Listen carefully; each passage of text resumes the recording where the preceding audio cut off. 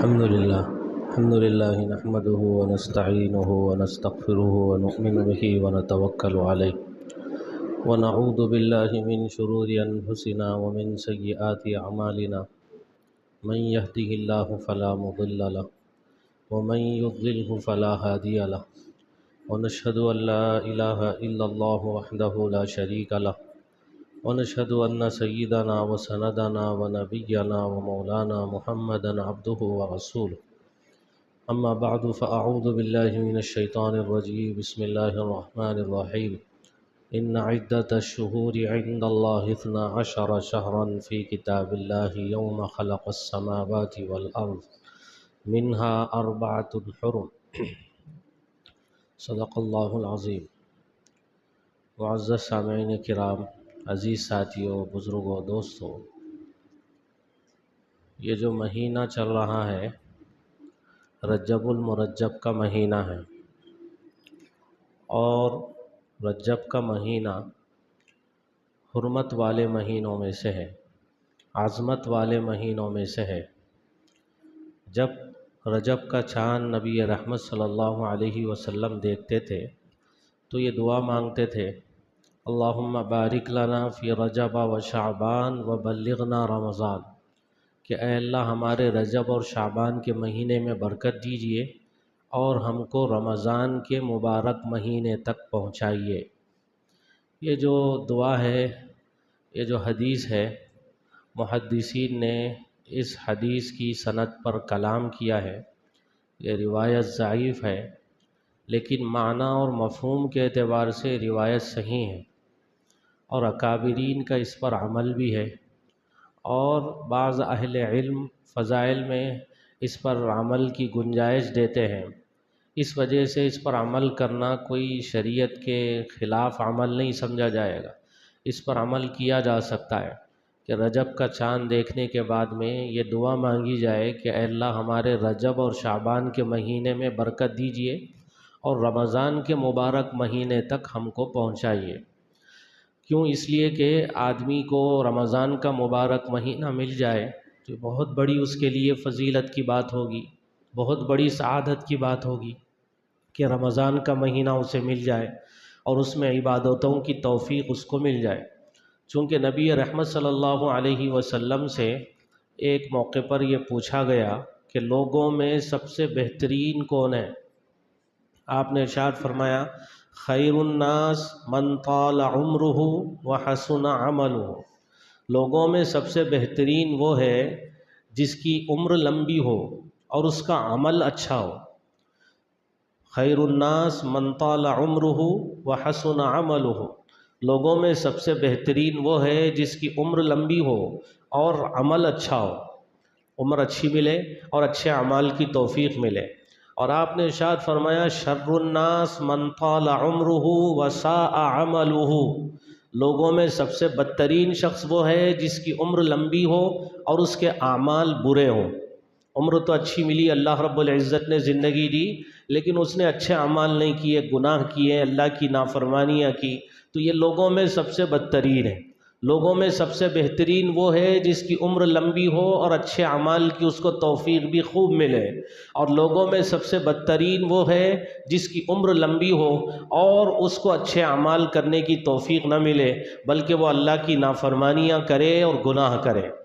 تو یہ دعا مانگنا کہ زندگی آدمی کی لمبی ہو جائے، عمر دراز ہو جائے، تاکہ وہ اچھے اعمال کرے، نیک اعمال کرے، تو یہ اچھی بات ہے کہ جتنی زندگی لمبی ہوگی اور جتنے اچھے اعمال بندہ کرے گا، اچھے اعمال کی اس کو توفیق ملتی جائے گی، اتنے ہی اس کے اعمال نامے میں اچھائیوں میں اضافہ ہوتا چلا جائے گا، نیکیوں میں اضافہ ہوتا چلا جائے گا، اور اس کے اعمال نامے میں اچھائیوں میں بڑھوتری ہوتی چلی جائے گی۔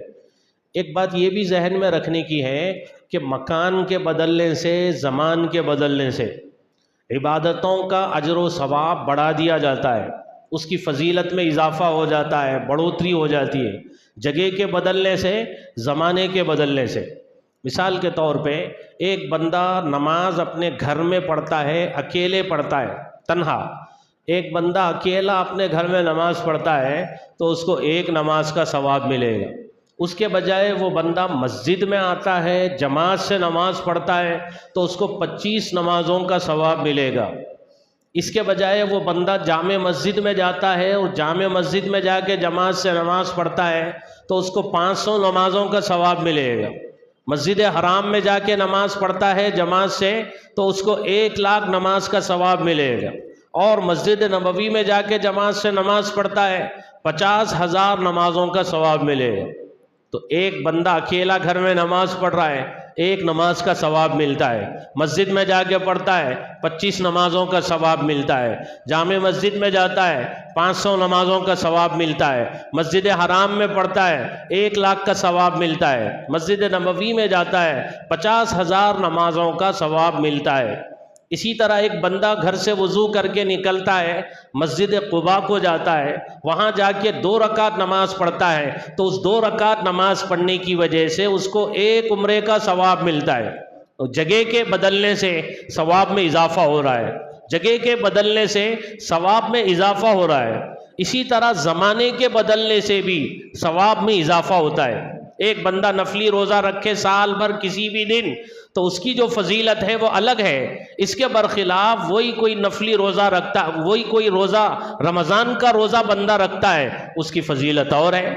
ایک نفل نماز عام دنوں میں پڑھے اور ایک نفل نماز رمضان کے مبارک مہینے میں پڑھے، دونوں کی فضیلتوں میں اور ثواب کے ملنے میں فرق ہو جائے گا زمین آسمان کا۔ عام دنوں میں جو نفل نماز پڑھی جاتی ہے 1 نفل کا ثواب ملے گا، رمضان کے مبارک مہینے میں جو بندہ نفل نماز پڑھتا ہے فرض کے برابر ثواب اس کو ملے گا۔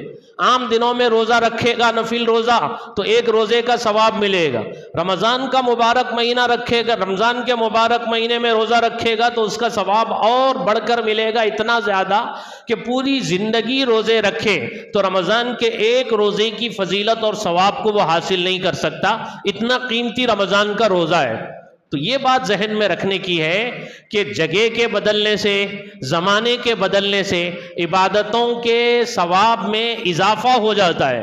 تو اسی طرح یہ جو مہینہ چل رہا ہے یہ حرمت والا مہینہ ہے، یہ جو مہینہ چل رہا ہے یہ عظمت والا مہینہ ہے، یہ جو مہینہ چل رہا ہے حرمتوں والا، عظمتوں والا مہینہ ہے۔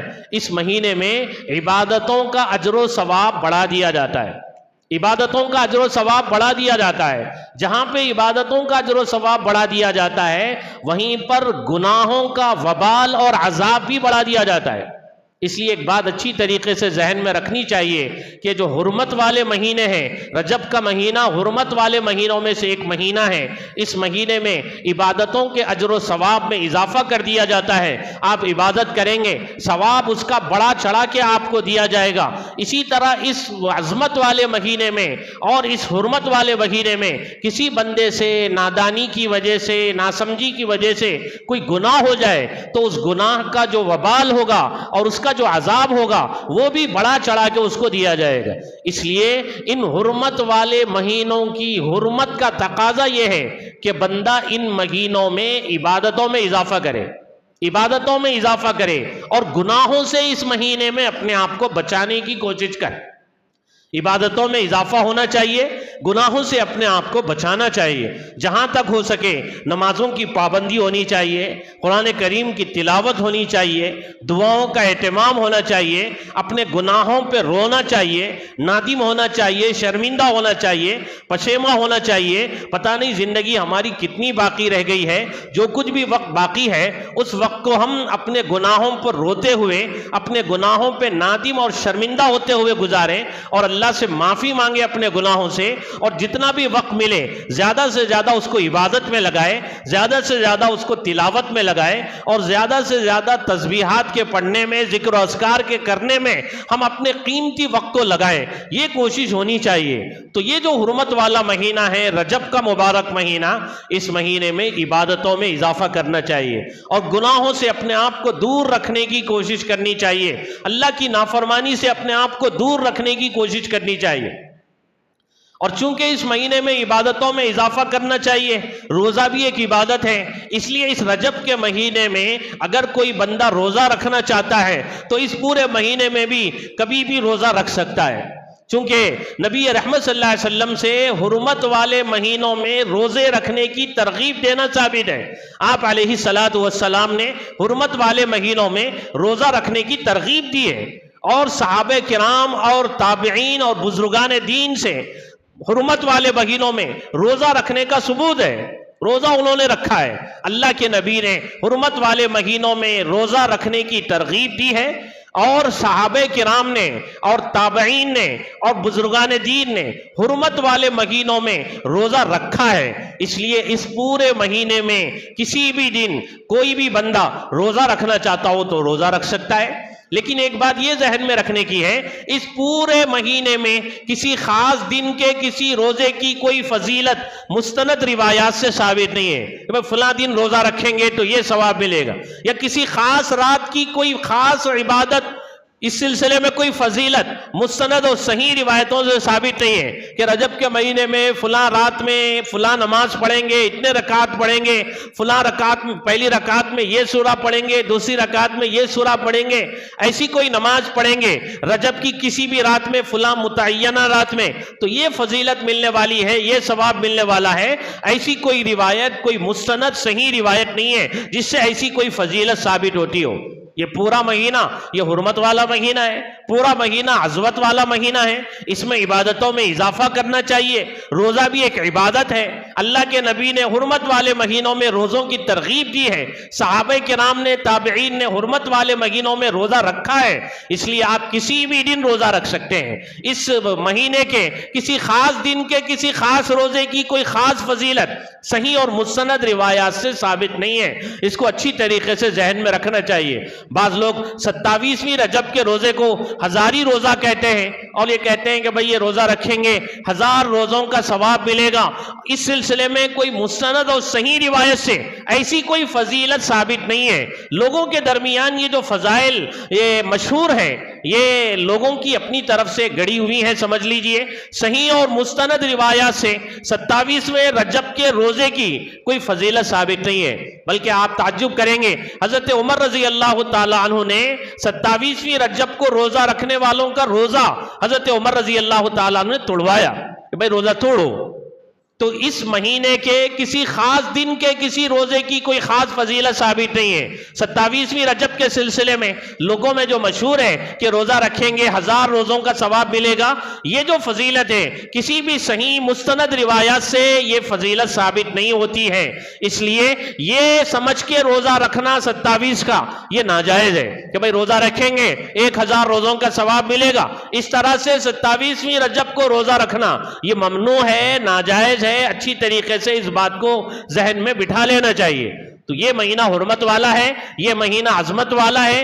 اس کی عظمت اور حرمت کا تقاضا یہ ہے کہ آپ اس کے کسی بھی دن روزہ رکھیں، کسی بھی دن روزہ رکھیں، عبادتوں میں اضافہ کریں، گناہوں سے اپنے آپ کو بچائیں. اسی طرح رجب کے مہینے میں 22ویں تاریخ کو رجب کی 22 تاریخ کو رجب کے کنڈوں کے نام سے ایک رسم کی جاتی ہے. لوگوں میں مشہور ہے، بہت سے لوگ کرتے ہیں، اور لوگوں میں یہ بات مشہور ہے کہ حضرت جعفر صادق کی ولادت ہوئی تھی 22 رجب کو. ان کی ولادت کی خوشی میں یہ رجب کے کنڈے منائے جاتے ہیں. حالانکہ یہ بات بالکل غلط ہے. کیوں؟ اس لیے کہ ان کی جو پیدائش ہے وہ رمضان کے مبارک مہینے میں ہے، اور ان کی جو وفات ہے وہ شوال کے مہینے میں ہے. ان کی ولادت اور پیدائش رمضان کے مہینے میں ہوئی ہے، اور ان کی وفات جو ہوئی ہے وہ شوال کے مہینے میں ہوئی ہے. 22 رجب کو جعفر صادق کی پیدائش ہے، نہ ان کی وفات کی یہ تاریخ ہے. اور اس تاریخ کو یہ جو رجب کے کنڈے منائے جاتے ہیں یہ کہہ کے کہ ان کی پیدائش کی یہ تاریخ ہے، اس خوشی میں ہم یہ رسم منا رہے ہیں، یہ بالکل غلط ہے. وہ پیدائش کا مہینہ ہے اور نہ وفات کا مہینہ ہے. چونکہ پیدائش کا مہینہ وہ رمضان کا مہینہ ہے، وفات کا مہینہ وہ شوال کا مہینہ ہے. یہ جو رجب کے کنڈے منائے جاتے ہیں یہ حضرت امیر معاویہ رضی اللہ تعالی عنہ کی وفات کی خوشی میں منائے جاتے ہیں. حضرت امیر معاویہ رضی اللہ تعالیٰ عنہ کی وفات ہوئی ہے 22 رجب کو. اس کی خوشی میں یہ رجب کے کنڈے منائے جاتے ہیں. جو دشمنان صحابہ ہیں، جو شیعہ لوگ ہیں، صحابہ کرام سے بغض رکھنے والے، صحابہ کرام سے عداوت رکھنے والے، نبی صلی اللہ علیہ وسلم کے چہیتے صحابہ سے دشمنی کرنے والے، جس کے بارے میں اللہ تعالیٰ یہ کہتے ہیں کہ اللہ ان سے راضی ہے اور یہ اللہ سے راضی ہے، جس کے بارے میں اللہ تعالیٰ یہ کہتے ہیں کہ کامیاب لوگ ہیں، اولئک هم المفلحون. اللہ تعالیٰ یہ کہتے ہیں اولئک هم الراشدون، یہ لوگ ہدایت یافتہ ہیں. ان کے فضائل میں قرآن کریم بھرا ہوا ہے، احادیث بھری ہوئی ہیں. تو یہ جو دشمنان صحابہ ہیں، صحابہ کرام سے بغض رکھنے والے، صحابہ کرام سے دشمنی رکھنے والے، وہ حضرت معاویہ رضی اللہ تعالی عنہ کی وفات پر خوشی مناتے ہیں اور خوشی کے طور پہ یہ رجب کے کنڈے مناتے ہیں. اہل سنت میں سے کتنے مسلمان ایسے ہیں جو صحابہ سے محبت کرنے والے، صحابہ کی عظمت کو سمجھنے والے اور صحابہ سے عقیدت رکھنے والے اور یہ سمجھنے والے کہ صحابہ کرام یہ نبی رحمت صلی اللہ علیہ وسلم کے شاگرد ہیں، نبی رحمت صلی اللہ علیہ وسلم کے تربیت یافتہ ہیں اور نبی رحمت صلی اللہ علیہ وسلم نے ان کی تربیت کی ہے اور ان کو تعلیم دی ہے اور نبی رحمت صلی اللہ علیہ وسلم نے اپنی تربیت کے ذریعے ان کو نکھارا، ان کو سنوارا اور ان کو بنایا. اور قیامت تک کے آنے والے لوگوں کے لیے نبی رحمت صلی اللہ علیہ وسلم نے صحابہ کرام کو آئیڈیل بنا کے آپ نے ارشاد فرمایا اصحابی کالنجوم فبأیہم اقتدیتم اہتدیتم. میرے جو صحابہ ہیں وہ ستاروں کے مانند ہیں، ان میں سے تم جس کسی کی اقتدا کرو گے ہدایت پا جاؤ گے. یہ اہل سنت میں سے کتنے لوگ ایسے ہیں ان کا اپنا یہ عقیدہ ہے، صحابہ کی عظمت کرتے ہیں، صحابہ سے عقیدت رکھتے ہیں، ان سے بغض کو اور ان سے دشمنی کو ایمان کے منافی سمجھتے ہیں اور یہ سمجھتے ہیں کہ ان سے بغض رکھنے والا، ان سے دشمنی کرنے والا وہ مسلمانوں میں سے نہیں ہو سکتا. وہ صحابہ کرام کے دشمن جو حضرت معاویہ رضی اللہ تعالیٰ عنہ کی وفات پر ان کی وفات کی خوشی میں یہ رجب کے کنڈے مناتے ہیں. اہل سنت میں سے کتنے لوگ ایسے ہیں ان کو پتہ ہی نہیں ہے. یہ کہتے ہیں کہ بھئی ہمارے باپ داداؤں سے سلسلہ چلا آ رہا ہے، ہمارے دادا مناتے تھے، پردادا مناتے تھے، ہمارے والد صاحب یہ رجب کے کنڈے مناتے تھے اس لیے ہم بھی منا رہے. حالانکہ یہ شیعوں کی رسم ہے. صحابہ کرام کے بغض میں اور صحابہ کرام کے دشمنی میں اور دشمنی کے اظہار کے لیے یہ رسم انہوں نے ایجاد کی ہے. اس کو اچھی طریقے سے سمجھنا چاہیے اور اس سے اپنے آپ کو دور رکھنے کی کوشش کرنا چاہیے اور اپنے گھرانوں کو اس قسم کی رسموں سے پاک کرنے کی کوشش کرنی چاہیے اور اپنی اولاد میں اور ان کے دلوں میں صحابہ کرام کی عظمت کو، ان کی محبت کو، ان کی عقیدت کو ان کے دلوں میں بٹھانا چاہیے اور ان کو سمجھانا چاہیے کہ دیکھو یہ تمہارے لیے آئیڈیل ہے، تم ان کی اقتدا کرو گے تو کامیاب ہو جاؤ گے. یہ تمہارے لیے مقتدا ہے، تم ان کی اقتدا کرو گے تو جا کے تم کامیاب ہو سکتے ہو. یہ اپنے بچوں کو سمجھانا ہے، اپنے بچوں کو بتانا ہے. تو میرے دوستو، یہ جو مہینہ ہے رجب کا مہینہ، یہ مہینہ حرمت والا مہینہ ہے. یہ جو رجب کا مہینہ ہے یہ مہینہ عظمت والا مہینہ ہے. اس مہینے سے بندے کو دعاؤں کا اہتمام کرنا چاہیے کہ اللہ ہمارے اس مہینے میں برکت دیجئے، شعبان کے مہینے میں بھی برکت دیجئے اور ہم کو رمضان تک کسی طریقے سے پہنچا دیجئے تاکہ رمضان کے مبارک مہینے کی ہم صحیح معنی میں قدر سکیں، وہ قدر کر سکیں. کتنے رمضان ایسے آئے ہماری زندگیوں میں چلے گئے، ہم نے جیسے اس کی قدر کرنی چاہیے تھی نہیں کی. اے اللہ ہم کو رمضان کے مبارک مہینے تک پہنچائیے تاکہ ہم رمضان کے مبارک مہینے میں تراویح پڑھ سکیں، روزہ رکھ سکیں، دعاؤں کا اہتمام کر سکیں، اپنی مغفرت اور بخشش کا سامان فراہم کر سکیں. یہ تمنا ہر ایمان والے کے دل میں ہونا چاہیے. اور یہ جو حرمت والا مہینہ ہے رجب کا مہینہ، اس مہینے کو عبادتوں کے ساتھ گزارنا چاہیے، رسومات سے اور خرافات سے پاک کر کے عبادتوں میں اضافے کے ساتھ، روزوں کے ساتھ، تلاوت کے ساتھ، ذکر و اذکار کے ساتھ، دعاؤں کے ساتھ اور اپنے گناہوں پہ نادم ہوتے ہوئے، شرمندہ ہوتے ہوئے، پشیماں ہوتے ہوئے یہ مہینہ کسی طرح گزارنے کی کوشش کرنی چاہیے. عبادتوں میں اضافہ کرنا چاہیے، گناہوں سے اپنے آپ کو بچانے کی کوشش کرنی چاہیے. علماء یہ کہتے ہیں کہ جو بندہ رجب کے مہینے میں، بلکہ حرمت والے مہینوں میں، جو بندہ حرمت والے مہینوں میں عبادتوں کا اہتمام کرتا ہے، اللہ تعالیٰ سال کے باقی مہینوں میں اس کو عبادت کی توفیق دے دیتے ہیں اور سال کے باقی مہینوں میں عبادتوں کا کرنا اس کے لیے آسان کر دیتے ہیں. تو جو بندہ اور جو بندی حرمت والے مہینوں میں عبادتوں کا اہتمام کرتے ہیں، اللہ رب العزت سال کے باقی مہینوں میں عبادت کی توفیق ان کو دے دیتے ہیں، سال کے باقی مہینوں میں عبادتوں کا کرنا ان کے لیے آسان کر دیتے ہیں۔ اسی طرح جو بندہ حرمت والے مہینوں میں گناہوں سے اپنے آپ کو بچاتا ہے، اللہ کی نافرمانیوں سے اپنے آپ کو بچاتا ہے، تو جو حرمت والے مہینوں میں گناہوں سے اپنے آپ کو بچاتے ہیں، اللہ تعالیٰ سال کے باقی مہینوں میں گناہوں سے بچنا ان کے لیے آسان کر دیتے ہیں، گناہوں سے بچنے کی سال کے باقی مہینوں میں اللہ تعالیٰ ان کو توفیق دے دیتے ہیں۔ تو عبادتوں کا اہتمام کریں گے، سال کے باقی مہینوں میں عبادتوں کی توفیق ملے گی۔ حرمت والے مہینوں میں گناہوں سے اپنے آپ کو بچائیں گے، سال کے باقی مہینوں میں گناہوں سے بچنا ہمارے لیے اللہ تعالیٰ آسان کریں گے۔ اللہ سے دعا ہے جو کچھ کہا گیا اس پر عمل کی توفیق نصیب فرمائے۔ آمین۔ وآخر دعوانا الحمدللہ رب العالمین۔ سنتیں پڑھ لیجیے۔